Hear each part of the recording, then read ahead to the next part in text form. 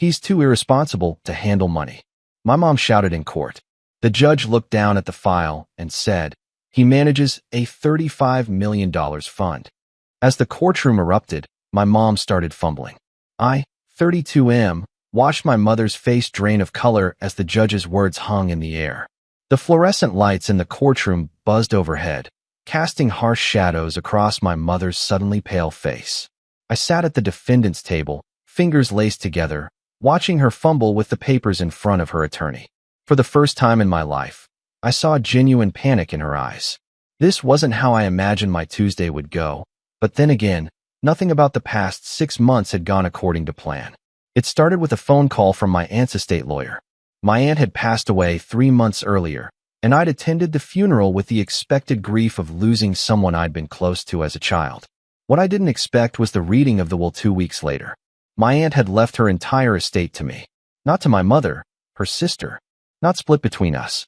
Just me. The estate was worth approximately $800,000. A modest house in the suburbs, some investments, and her savings. My aunt had been a careful woman who'd worked as an accountant for 40 years and never married or had children. My mother was livid. I remember sitting in the lawyer's office when the will was read, watching her face transform from shock to anger to something uglier. She stood up so abruptly that her chair fell backward, and she told me I was manipulating everyone, just like I always had. The lawyer tried to calm her down, but she stormed out, slamming the door so hard the window rattled. I should have seen the lawsuit coming, but I'd been naive enough to think that even she wouldn't go that far. The petition arrived 4 weeks later. My mother was suing to have me declared financially incompetent, claiming I'd manipulated my aunt during her final years and that I was too irresponsible to handle the inheritance. She wanted the estate transferred to her, with her as the executor and conservator. I'd read through the filing in disbelief. Page after page of accusations. She claimed I had a gambling problem. She claimed I'd been fired from multiple jobs for theft. She claimed I was thousands of dollars in debt and couldn't manage my own finances, let alone a substantial inheritance. Every word was a lie, carefully crafted to paint me as a failure. The thing was, I understood where some of this came from.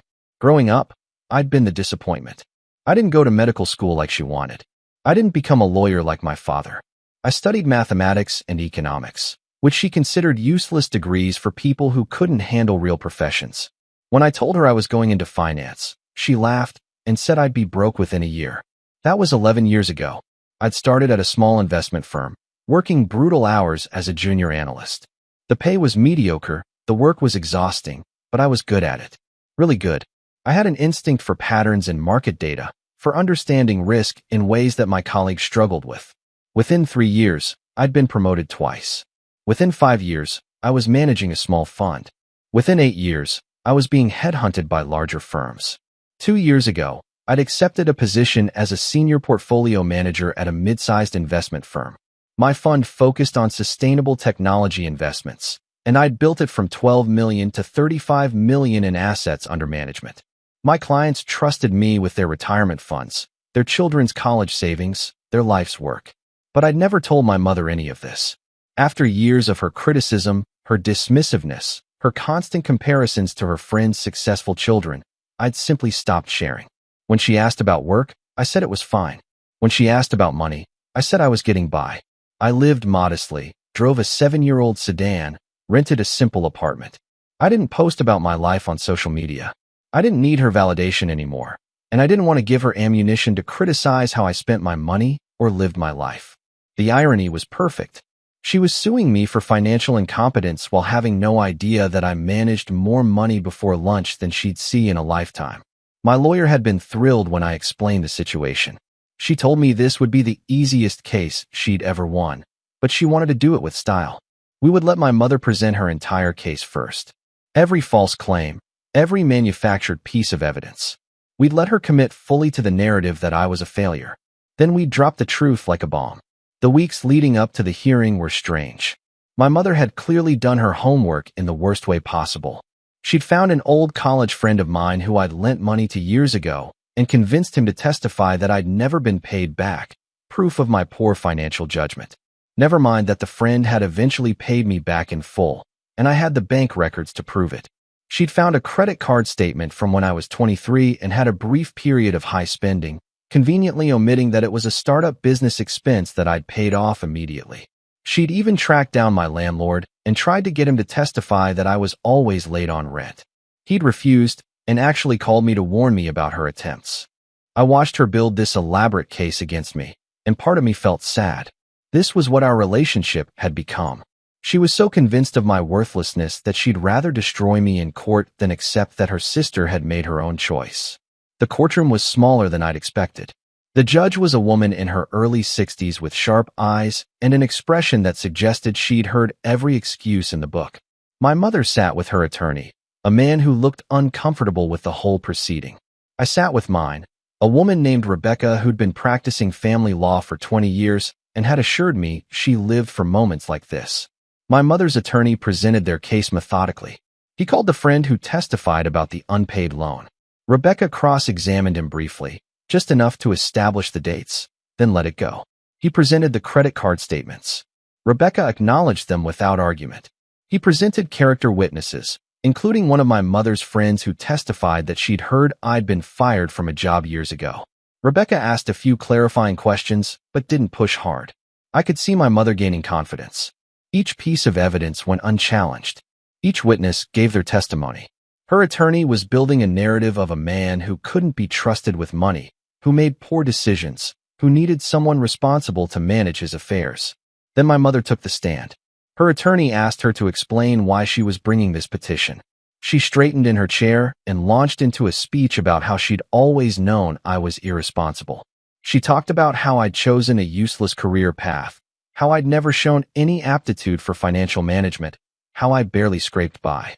She said my aunt had been elderly and confused, that I'd obviously manipulated her into changing her will. Then she said the line that would become the centerpiece of this whole disaster. She looked directly at the judge and said, her voice dripping with conviction, that I was too irresponsible to handle money, that I'd always been a failure, and that giving me $800,000 would be like giving a child a loaded gun. The judge had been making notes. She looked up and asked my mother if she had any direct knowledge of my current financial situation. My mother hesitated, then said she knew I worked in finance, but that she was certain I was in a low-level position, probably barely employed, likely living paycheck to paycheck. The judge asked if she'd verified any of this. My mother said she didn't need to verify what she'd known my whole life. The judge made another note, thanked her, and asked if she had anything else to add to support her petition for conservatorship. My mother said she thought the evidence spoke for itself. I was clearly incapable of managing significant assets, and she was the only responsible choice to handle the estate. Rebecca stood up for the cross-examination. She approached the stand slowly and asked my mother a simple question. Did she know what I did for work? My mother said I worked at some finance company, probably as a clerk or assistant. Rebecca asked if she'd ever visited my office. My mother said no, she'd never been invited. Rebecca asked if she'd ever asked me about the specifics of my job. My mother said she'd tried, but I was always evasive, which proved I had something to hide. Rebecca paused, then asked if she was aware that before making serious accusations in court, she had a responsibility to verify her facts. My mother's attorney objected, but the judge overruled it and told my mother to answer. My mother said she knew her own son and didn't need documents to tell her what she'd observed for 32 years. Rebecca nodded slowly, then returned to our table. She picked up a folder, walked back to the judge, and handed it to her. Then she turned to address the court. She said that she'd like to submit evidence regarding my actual financial situation and professional standing. She'd prepared a summary, verified by my employer, my professional licenses, and my banking institutions. My mother's attorney objected, claiming this was new evidence not disclosed in discovery. Rebecca countered that we had no obligation to defend against false allegations with our evidence until they'd actually made their case. We were responding to their claims, not hiding anything. The judge agreed and began reading through the folder. The courtroom was silent except for the sound of pages turning. I watched my mother's face as she tried to figure out what was happening. Her attorney leaned over and whispered something to her, but she shook her head, still confident. The judge looked up. She asked Rebecca to summarize for the record. Rebecca turned to face the courtroom and explained that I was a senior portfolio manager at a registered investment firm. I held both the Chartered Financial Analyst designation and the Certified Financial Planner certification. I was a fiduciary managing $35 million in client assets. My personal credit score was over 800. I had no debt beyond a car loan that I was paying off ahead of schedule. I had substantial savings and retirement accounts. My employer had submitted a letter praising my professional conduct and financial acumen. The judge asked my mother's attorney if he'd verified any of his client's claims about my employment or financial status before filing the petition. The attorney said he'd relied on his client's statements and the evidence she'd provided. The judge looked at my mother and asked her directly if she'd had any idea about my actual career. My mother opened her mouth, closed it, then said I'd never told her any of this.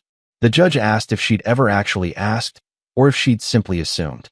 That's when my mother made her fatal mistake. She said that I'd clearly been hiding this from her, which proved I was deceptive and untrustworthy. If I'd really been successful, why wouldn't I tell my own mother? The judge set down her papers. She said she wanted to make something clear. This was a court of law, not a family therapy session. The question before her was whether I was financially incompetent to handle an inheritance. The evidence showed not only was I competent, but I was literally a professional whose job was to manage money for others. My mother interrupted. She said that didn't change the fact that I'd manipulated my aunt. The judge told her to be quiet. Then she said something I'll never forget. She said that what she saw here was a mother who was so invested in viewing her son as a failure that she'd rather commit perjury in court than accept reality. She said the accusations were not just baseless, they were malicious. She said that filing a frivolous conservatorship petition wasn't just a waste of the court's time. It was an attempt to use the legal system as a weapon. My mother started to argue. She said I must have forged documents or paid people off or something. She said there was no way I could be successful because she knew me. The courtroom erupted, not in my mother's favor. People in the gallery were murmuring, and I saw several people shaking their heads. My mother's attorney put his hand on her arm, trying to get her to stop talking, but she kept going, her voice getting higher and more desperate. The judge banged her gavel. She said the petition for conservatorship was denied in its entirety. Furthermore, she was sanctioning my mother for filing a frivolous claim and ordering her to pay my legal fees. She said that if my mother had spent even a fraction of the energy she'd put into this lawsuit actually trying to have a relationship with her son, she might have known who he really was. She dismissed the case. My mother sat frozen as the judge left the bench. Then she turned to look at me, and I saw something complicated in her eyes. Shock, definitely. Anger, certainly. But also something that might have been shame or regret. Her attorney packed up his briefcase quickly and left. She sat alone at her table for a long moment, and I almost felt bad for her. Almost. Rebecca touched my arm and said we should go. We walked out of the courtroom, and I could feel my mother's eyes on my back the entire way. Update 1. The aftermath of the court hearing was stranger than the hearing itself. I'd expected my mother to double down, to call me screaming, to find some new way to attack. Instead, there was silence. 2 days passed without a word. Then a week. My phone stayed quiet. And honestly, I was relieved. Rebecca called to let me know that my mother had 30 days to pay the legal fees, which totaled around $12,000. She said it was unlikely my mother would contest it given how badly things had gone. She also mentioned that she'd never seen a judge quite that blunt before, and that I should keep the court transcript because it was, in her words, a masterpiece. The inheritance process moved forward. My aunt's house needed to be sold, and the estate settled. I hired a professional estate manager to handle most of it because I didn't have the emotional bandwidth. Going through her things felt invasive, even though she'd wanted me to have everything. Then, 3 weeks after the hearing, my father called. We had a complicated relationship. He divorced my mother when I was 15, remarried, and moved to another state. We talked maybe once a month, usually brief check-ins that didn't go much deeper than weather and work. But this call was different. He asked if I was sitting down. Then he told me that my mother had called him the night before, crying, asking him if he'd known about my career. He'd been confused because he'd thought she knew. I'd told him years ago about my promotions, my fund, everything. He'd assumed I'd told her too. I explained that I'd stopped sharing anything with her after years of criticism and dismissiveness. He was quiet for a long time, then said he understood, but that maybe I should have told her anyway. Not for her sake, but for mine. I asked him what he meant. He said that by hiding my success, I'd given her power over me. I'd let her opinion matter so much that I'd shaped my entire relationship with her around avoiding it. He said that wasn't freedom, that was still being controlled by her. I told him I'd think about it, but honestly, I was angry. It felt like he was blaming me for her behavior, and I didn't want to hear it. 2 days later, I got a letter in the mail. My mother's handwriting on the envelope. I almost threw it away without opening it, but curiosity won. The letter was 3 pages long, handwritten, and painful to read. She didn't apologize, not exactly, but she explained. She wrote about how after my father left, she'd felt like a failure. Her marriage had collapsed, her career had stalled, and she'd poured everything into the idea that at least her son would be successful in the ways that mattered to her. When I didn't follow the path she'd envisioned, she'd taken it as a personal rejection. She wrote that my aunt had always been the successful one, the smart one, the one everyone respected. When my aunt left everything to me instead of her, it confirmed what she'd always feared, that even her own sister thought she was a failure. She wrote that in the courtroom, when the judge read out my credentials, she'd felt like the floor was falling away. Not just because she was wrong, but because she realized she didn't know me at all. She'd been so focused on who she wanted me to be that she'd never bothered to see who I actually was. She ended the letter by saying she understood if I never wanted to speak to her again, but that she wanted me to know she was wrong. About everything. I read the letter 3 times, trying to figure out how I felt. Part of me was angry that it took a public humiliation for her to even consider that she might have been wrong. Part of me was sad that this was what our relationship had become. And a small part of me wondered if there was any possibility of fixing this. I didn't respond to the letter. Not right away. I needed time to process everything. The estate sale happened 2 weeks later. My aunt's house sold quickly, and after all the fees and taxes, the final inheritance came to just over $700,000. I deposited it into a separate investment account and tried not to think about the irony that my mother had sued to control money she'd now never see. Then Rebecca called with interesting news. My mother had paid the legal fees, but she'd done it in an unusual way. She'd liquidated her retirement savings to cover it, taking a massive tax penalty in the process. Rebecca said she'd never seen someone do that when payment plans were available, and she thought it might be my mother's way of punishing herself. I didn't know what to do with that information. Update 2. 3 months after the hearing, I finally called my mother. I'd been thinking about what my father said, about how hiding my success was its own form of being controlled. And I'd been thinking about the letter, about whether people could actually change. I didn't want a reconciliation. I didn't want to pretend everything was fine.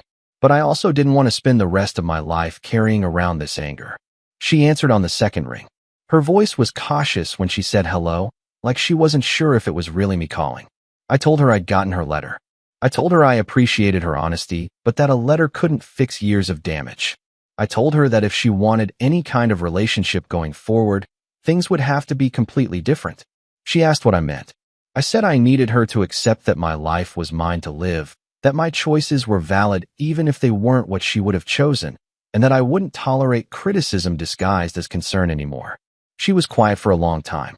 Then she asked if I could tell her about my work, about what I actually did all day. It was such a simple question, but it felt monumental. I'd spent years avoiding this exact conversation. I told her about my fund, about the sustainable technology focus, about the research I did on companies and market trends. I told her about my team, about the responsibility of managing other people's money, about the satisfaction of helping clients meet their financial goals. She listened. Actually listened. Then she asked intelligent questions about risk management and diversification. I remembered that she'd worked in banking for years before I was born, before she'd stopped working to raise me. She'd always been good with numbers, and I'd forgotten that. We talked for almost an hour. It wasn't comfortable, and there were awkward pauses, but it was the most honest conversation we'd had in years. Before we hung up, she said something that surprised me. She said she'd been proud of me in the courtroom, watching the judge read out my accomplishments. Not because they made her look good, but because she'd realized I'd built something real entirely on my own, without her help or approval. I told her that had been the whole point. She said she understood that now. I'm not naive enough to think one conversation fixed everything. We still have years of damage to work through, if we work through it at all. But it was a start. The real revenge, I realized, wasn't the courtroom humiliation. It was this. I'd built a successful life without her validation, and now she had to live with the knowledge that she'd almost destroyed her relationship with me because she couldn't see past her own expectations. As for my aunt's inheritance, I did something I think she would have approved of. I used part of it to set up a scholarship fund for first-generation college students studying mathematics or economics. Students who, like me, might have family members who didn't understand or support their choices. The fund is named after my aunt, not my mother.